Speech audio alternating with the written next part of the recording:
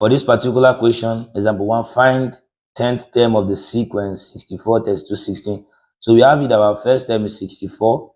Our common ratio is 32 divided by 64 or 16 divided by 32. That is second term divided by first term or third term divided by second term. And you know your formula for nth term, Tn equal to Arn minus 1. It's easy. What you simply do is to go to shift mode, number 7, table. And then this will appear. You type in your formula by putting the values also. So you are going to type in A as well, 64. 64 times, open bracket, our R is 32 over 64.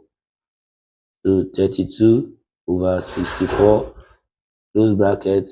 Our n minus 1, let's use x minus 1, is the power of our x minus 1. Are we together? So you now press equal to. The thing we say start from what? Start from the first term and then end at the 10th term. Whatever what you're finding, 10th term. And then press equal to. Step, just use step 1, equal to. So your values is going to show your value for first term, second term, third term, fourth term, till you get to the 10th term, 0.125. By the time you do 0.125, it's the same as 1/8. So that's the answer.